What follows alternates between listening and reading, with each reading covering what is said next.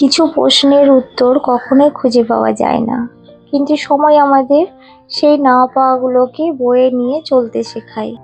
যে ব্যথা এক সময় নিঃশ্বাস আটকে দিত, সময়ের সাথে সাথে সেই ব্যথাকে আমরা নীরবে বুকে ধারণ করতে শিখে যায়। কষ্টের ভার হয়তো কমে না, তবে সেই ভার বহন করার শক্তিটা ধীরে ধীরে তৈরি হয়। তাই সময়ের কাছে সব উত্তর চাওয়াটা ঠিক নয়। আসসালামু আলাইকুম বন্ধুরা, সবাই কেমন আছো? আশা করছি ভালো আছো। আলহামদুলিল্লাহ, আমিও ভালো আছি। মারুফাস কিচেন ব্লগ থেকে আমি মারুফা। আজকের সকালটাও শুরু হয়েছিল খুব সাধারণ একটা রবিবারের মতো। ঘুম থেকে উঠে প্রথমেই একটু ঘরগুলো গুছিয়ে নিচ্ছি। সকালে উঠেই এরকম ফ্রেশ মনে উঠে যদি আগে ঘরবাড়িগুলোকে ক্লিন করে নেওয়া যায়, ভীষণ মনটা ফ্রেশ হয়ে যায়। তো আমি আজকে যেহেতু ছুটির একটা সকাল, কোনো চাপ নেই।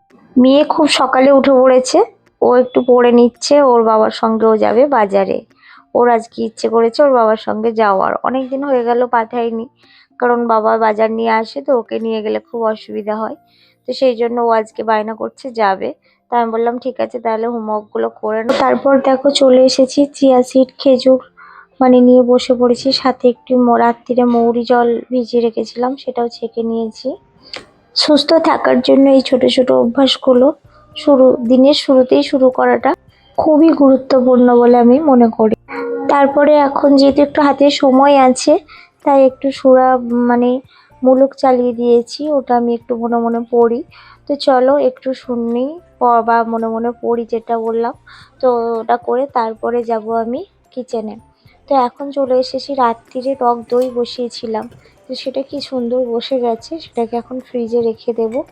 এই কন্টেনারটাই যতটুকু ধরেছিল, তারপরে এই হাঁড়ির মধ্যে রেখেছি। তো চলো এবার একটু চা বানাবো। প্রায় আধা ঘন্টার মতো হয়ে গেছে আমরা খেজুর মানে চিয়া সিডটা খেয়েছি। তো এখন চলে এসেছি, একটু বিস্কিট ছিল না, ওগুলোকে একটু ঢেলে নিচ্ছি। এই বিস্কিটটা আমি আর আমার মেয়ে খাই, আর সিমরার বাবা ক্রিম কেকার বিস্কিটটা খায়। তো শুধু চায়ে খাওয়ার সময় আমাদের একটা কি দুটো লাগে। আর এই যে কন্টেনারটা দেখতে পাচ্ছ, এটা আমি অনলাইন থেকে নিয়েছি, খুব সুন্দর একটা জিনিস, দেখতে ভীষণ কিউট। তো চলো এটাকে কালকে ধুয়ে আমি পরিষ্কার করে রেখেছিলাম, আজকে একটু তেল ঢেলে নিলাম। এটা ওই ধোসা ইডলি এগুলো সব বানানোর সময় ভীষণ উপকারী। যে কোনো আর কি অয়েল ব্রাশ করার সময় এই ব্রাশটা ভীষণ প্রয়োজন আমার। তো যাই হোক, খুবই কাজের জিনিস ওটা। তো এখন চা হয়ে গেছে, প্রায় 30-40 মিনিট হয়ে গেল আমরা ওগুলো খেয়েছি। সিমরার বাবাই উঠে ফ্রেশ হয়েছে। তো চলো চা খেয়ে নেব। তারপর চলে এসেছি বিছানাগুলো একটু গুছিয়ে নিতে। তো চলো বিছানাটা গুছিয়ে নিই।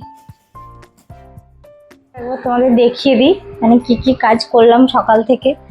এখন এই এত কাপড়, বৃষ্টি চলে এসছে, সব কাপড়গুলো এখন রেখে দিয়েছি। কাপড়গুলোতে এখন গোছানোর সময় নেই, এগুলোকে খুব সুন্দর করে পরিষ্কার করে সব একদম ছেড়ে টেড়ে নিয়েছি। এগুলো মুছিনি এখনো। এর আগের রবিবারে ঘর বাড়ি সব মুছে নিয়েছিলাম সকালে ঘুম থেকে উঠে। তারপর বাজার টাজার আসার পর ঘর বাড়িটা ভীষণ আবার নোংরা হয়ে গিয়েছিল, আমায় দুবার করে মুছতে হয়েছিল, সেই জন্য আজকে মোছামুছিটা বন্ধ রেখেছি। বাজার এসে গেলে তারপরে রান্নাবান্না করে মোছামুছি করে স্নান করে নেব। তো চলো ঘর বাড়ি সব গোছানো হয়ে গেছে, রান্নাবান্নার দিকে যাই। আর আজকে ব্রেকফাস্ট আর কিছু করব না, কারণ সিমরার বাবা, তখন তো দেখলে তোমরা চা করলাম, তো সিমরার পাপা দই মুড়ি খেয়েছে, সিমরা কর্নফ্লেক্স খেয়েছে, আর আমি একটু রাতের ভাত ছিল সেটা খেয়ে নিয়েছি। তো আমাদের ব্রেকফাস্ট সব কমপ্লিট। এখন আমি রান্না বান্নাটাই তোমাদের সঙ্গে হালকা করে একটু শেয়ার করব। আর এখানে দেখো আমি আলু কেটে ফেলেছিলাম, ভেবেছিলাম আজকে আলু ভাজা পরোটা বানাবো, কিন্তু ওরা ওইসব খেলো বলে আর বানাবো না। এখন এই সরু সরু আলুগুলো যেহেতু কেটে ফেলেছি, ভাবছি এগুলো দিয়ে উচ্ছে দিয়ে রান্না করে নেব। এই উচ্ছেটা 1 সপ্তাহ আগে নিয়ে এসেছিলো। উচ্ছে আনলে কবে রান্না করব করে করে আমার কিন্তু 4-5 দিন হয়েই যায়। তো চলো উচ্ছেটা রান্না ভাজা তো করবো, তার আগে আমি 1 কাপ চা খাবো। এমনিতে তো আমি পান্তা খাই না, তার উপরে পান্তা খেয়ে আমার এত ঘুম পাচ্ছে, চোখ বন্ধ হয়ে আসছে। আর যেহেতু সিমরার বাবা দই মুড়ি খেলো, সিমরা কর্নফ্লেক্স খেলো, আমি ভাবলাম একার জন্য আর কি করবো, অল্প একটু ভাত ছিল খেয়ে নিলাম। খেয়েও কিন্তু খুব ভুল করে ফেলেছি, ভীষণ ঘুম পাচ্ছে। এমনিতে তো পান্তা খাই না, আমার গলা ব্যথা করে পান্তা খেলে। তো যাই হোক, তো চলো এই উচ্ছের দানাগুলো আমি লাগাবো, জানো আমার এই উচ্ছের দানাগুলো লাগালেই গাছ হয়ে যায়। আগের বছরে লাগিয়েছিলাম, বেশ কয়েকটা উচ্ছে হয়েছিল আমার গাছে। তো এখন দেখো চাটা করে নিয়েছি, আগে উচ্ছে আলুর ভাজাটা বসিয়ে দেব। সিমরার বাবা কিন্তু এখনো বাজার থেকে আসেনি। আজকে ভেবে রেখেছিলাম যে 1টা থেকে 1:30টার মধ্যে ভাতটা খাওয়া কমপ্লিট করে নেব, নিয়ে একটু রেস্ট নিয়ে মাহির মাকে দেখতে যাব, কারণ মাহির মায়ের ভীষণ শরীর খারাপ। মাহি হচ্ছে সিমরার বান্ধবী, মানে ওর সঙ্গেই পড়ে, ওর ক্লাসমেট। তো ওর মায়ের শরীর খুব খারাপ হয়েছিল কিছুদিন আগে, আর সেই জন্য ওকে দেখতে যাওয়ার খুব মানে ইচ্ছে ছিল। কিন্তু হঠাৎ করে আমার পায়ে লেগে গিয়ে আমিও মানে সেইভাবে হাঁটতে পারছিলাম না বলে যাওয়া হয়নি। তারপরে আজকে যদি বা যাবো ভেবেছিলাম, সেটাও কিন্তু যাওয়া হয়নি। তোমরা ভিডিওটা দেখতে থাকো, কেন যাওয়া হয়নি তোমরা বুঝতে পারবে। তো তারপর আখের রস আনলো, আমি সবে চাটা খেয়ে উঠলাম, দেখলাম আবার আখের রস এনেছে। তো ওদেরকে দিয়ে দিলাম, দিয়ে আমি প্রায় আধা ঘন্টা 1 ঘন্টা পরে একটু আখের রস খেলাম। তারপরে দেখো আজকে আবার চিংড়ি নিয়ে এসেছে। সিমরার বাবা বাজারে এত লেট করে গেছে, প্রায় 11:30টায় বাজারে গেছে। তো এত লেট করে বাজারে গেছে, কিছু পায়নি, লাস্টে চিংড়ি মাছ নিয়ে চলে এসেছে।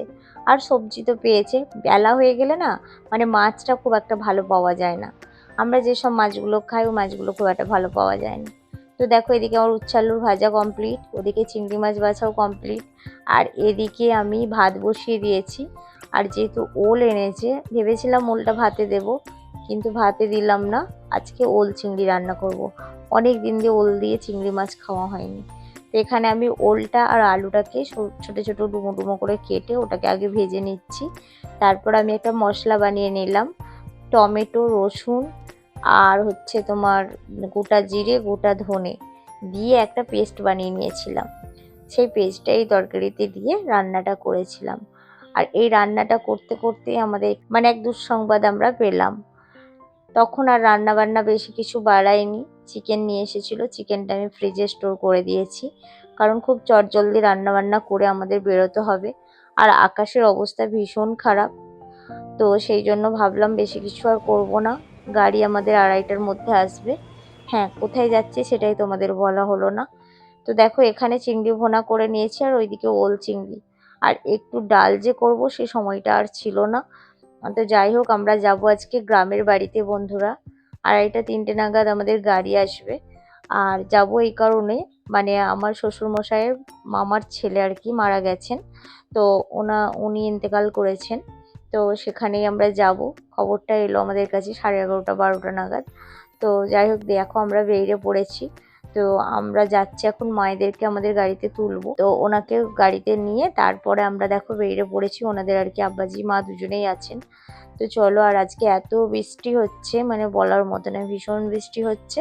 তো আমরা বেরিয়েছিলাম ওই 2:45, আর যেতে যেতে আমাদের প্রায় 4:30 বেজে গিয়েছিল, কারণ রাস্তাটা অনেক ঘুরে ঘুরে যেতে হয়েছে। আর দেখো চলে এসেছি আমার রুমের অবস্থা তো আর বলো না, অনেক দিন তো আসিনি, এবছর ঈদও করতে আসা হয়নি। সেই জন্য মানে রুমের অবস্থাটা ভীষণ খারাপ ছিল। মানে আমার যেহেতু শরীরটা খারাপ ছিল, অনেক দিন থেকেই আসতে পারিনি। আর এখানে দেখো একটু কিছু জিনিস নেওয়ার ছিল, তো সেগুলো নিতে গিয়ে হঠাৎ করে এই আয়নাটা চোখে পড়লো। এটা অনেক একটা পুরানো স্মৃতি। 2017-তে আমার বউ ভাতের মানে যে লাওয়ানি সাজ দিয়াই মায়েরা, মানে বউ ভাতের দিনকে যে বাড়ি থেকে মানে জামা কাপড়গুলো আসে, তার সাথে এই আয়নাটা আমার এক জামাইবাবু আমাকে গিফট করেছিলেন। খুব সুন্দর জিনিস। এই আয়নাটা দেখার পর অনেকজন এই আয়নাটা মানে কিনেছিল, আমার মনে আছে। তো যাই হোক, আর এই যে হোয়াইট কালারের ড্রেসটা আমি পরেছি, এটা আমার এক দিদির মেয়ে আমায় গিফট করেছে। ভীষণ সুন্দর একটা জামাটা। তো দেখো চলো, এবার আমরা চলে এসেছি মানকুর মোড় বলে একটা জায়গা। এখানে এসে আমরা একটুখানি খেলাম, মানে বৃষ্টির দিনে চপ মুড়ি খেতে কি যে ভালো লাগলো কি বলবো। কারণ গাড়ি থেকে বেরোতে পারছিলাম না, আমরা এত বৃষ্টি হচ্ছিল, গাড়ির মধ্যে বসে বসে আমরা একটু চপ মুড়ি, তারপরে মোমো, চা সব খাওয়া হয়েছিল। বাগনানে সবাই জানো আর ফালতু চা ভীষণ মানে ফেমাস। তো ওই চাটাই আমরা খেয়েছিলাম। আর এখন এসেছি আমরা ধুলোগড়ের কি অবস্থা কি আর বলবো। ভেবেছিলাম এখান থেকে দিদির বাড়ি চলে যাব, এখান থেকে আমার দিদির বাড়ি খুবই কাছে, কিন্তু অনেক রাত্রির হয়ে গেছে, প্রায় রাত্রির 11টা বেজে গিয়েছিল আমাদের বাড়ি আসতে। তো চলো আজকের ব্লগটা আর বেশি বড় করব না বন্ধুরা, এই পর্যন্ত রাখছি। সবাই ভালো থাকবে, সুস্থ থাকবে, নিজের এবং নিজের পরিবারের খেয়াল রাখবে। আল্লাহ হাফিজ। আসসালামু আলাইকুম ওয়া রাহমাতুল্লাহি ওয়া বারাকাতুহু।